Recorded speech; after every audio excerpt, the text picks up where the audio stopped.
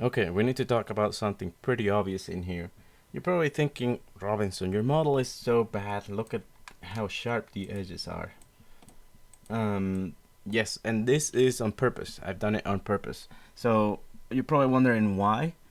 Um, because obviously anything that has this kind of sharp edges screams from a mile away, I'm made in 3D in a 3D software, which you don't want, right? You're trying to fool people to think this is a real object, not a 3D object.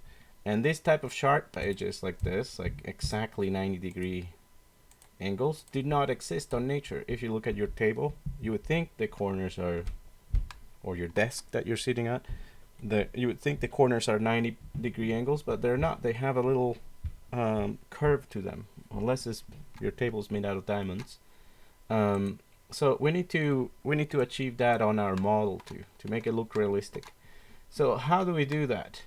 Um, they the creators of Maya came up with a quick shortcut to do it. And if you hit 3 on your keyboard, you will see my object is smoothed out. If I select the head and I hit 3, my head is also smoothed out, and it looks nothing like what I model. So if I wanted to go back to the hard edge view, you hit 3. I'm sorry, 1.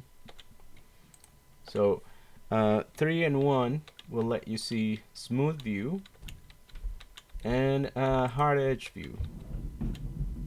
So you can check how your model is going to smooth out. So we want our model smooth, but we want to preserve our corners. What Maya is doing basically is grabbing this face, and from the center of this face to the center of this face and the center of the face next to it, it throws a curve. It makes an average and it makes a curve. So I can show you here the center of the face is called the normal of the face. So I can turn them on here. You'll see that little line is the center of the face. So when I hit 3, Maya is tracing a curve from the center of this face to the center of this face, and same up here. So that's why the model looks so smooth. So we want our model to be kind of smooth on the corners, but not that much. So there's a concept of something called holding edges. So a holding edge will basically be another edge close to the corner here that will make Maya trace a curve from that face to the middle of that little tiny face in here. And it will do the same to the other ones. So if I come and grab the knife tool and I put a holding edge here, so I'm going to hold down Control, which makes a loop on my mesh, and it hasn't added the loop yet. It's just showing me, asking me where I want to add the loop. So if you want to tell it where to add the loop, it always adds it perpendicular to whatever edge you're mousing over. So if you look, I'm mousing over the edge on the top of the cube here. So it's adding it perpendicular to that edge.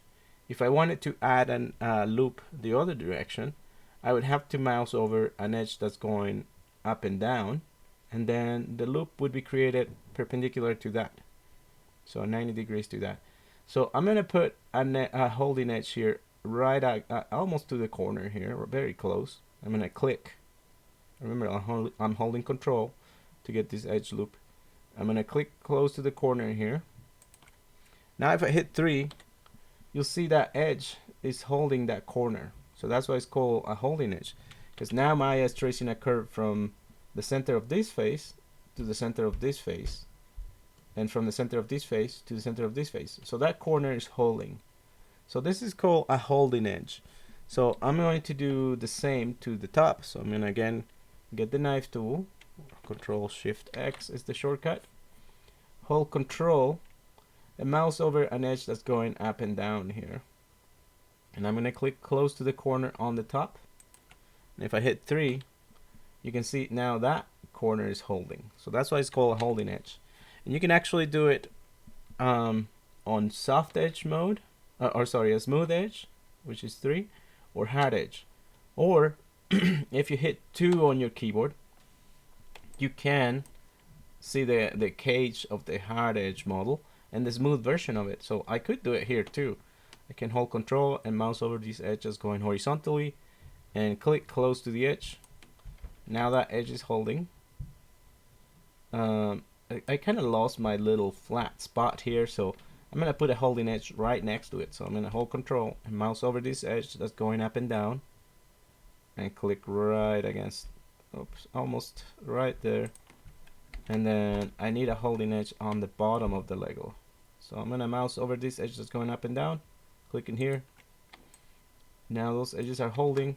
It's looking pretty good. I mean, the front and back may be a little round, so I could put a holding edge here and a holding edge there. And there it is. My model looks a little bit better now. So I'm gonna hit Q to drop the knife, and I'm going to go into object mode. And I want to get out of this mode that sees both hard edge and smooth view, so I'm gonna hit 1, that's hard edge. 3 is gonna hit the smooth view, and I'm gonna turn off my normals, the center of the faces. So I'm gonna go back to display, polygons, face normals, and they're off. So if I click outside of the model, it looks pretty similar to what we started with. But now if you look, there's that little edge that's catching the light here on the corner. So my object is not 90 degrees here on the corner, not super sharp. It makes it look super fake 3D. But it has this corner that's catching light. And if you look at your table, you'll see that same, or your desk, you will see the same edge there that catches the corner, catches light on it. So yeah, it looks fairly good. Now I know how to fix my head too, so it doesn't look so faceted. So if I select the face and hit 3, I can see, oh yeah, I mean this part looks okay, it smooths okay, but the knob here is kind of lost. It looks like a little bump. So I'm going to hit 2 to see both views, the smooth view and the hard edge cage here, and I'm gonna grab the knife and holding control, I'm gonna mouse over this loop here, sharpen it by clicking right close to the edge, and then maybe same at the bottom here. So there it is. I'm gonna do the same to the neck.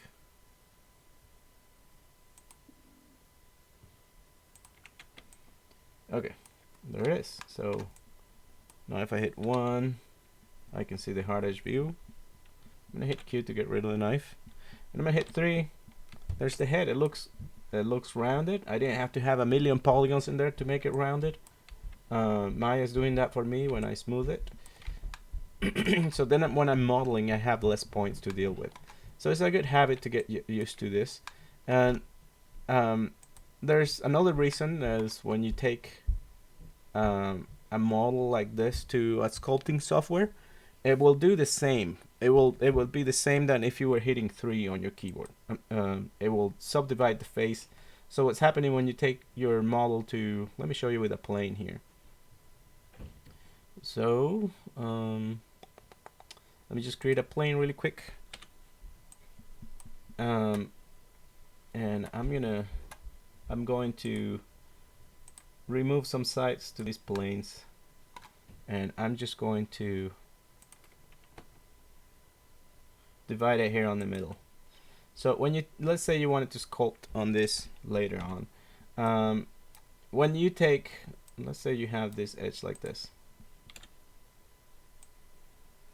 and if you hit 3, you know, it will turn into a curve. But let's say you were sculpting a car or a gun or something solid, and you want it to stay solid. What the sculpting software will do is only move the points that you have. So the only points I have in here are this ones. So I couldn't sculpt very well. I couldn't move that many points and sculpt on this. So what the software will do is, usually it'll subdivide your model like this. It will add more points to it, so now you can have something to sculpt with. You can move many points now. But if you see, I lost my corner there. So if that was a gun, my gun would turn round. So if you wanted to take this plane and you wanted to keep that corner in there, you would have to have some holding edges so that corner would be preserved. So I'm gonna add some holding edge to this corner here, so it stays sharp. And now if I smooth this model, oops, I gotta select it first. If I smooth this model, you'll see it will add divisions to it, but it will preserve that sharp corner. So that's the other reason you want to have holding edges on your model, so it keeps corners for you. So let me just delete this guy here, and we'll keep going next with the leg.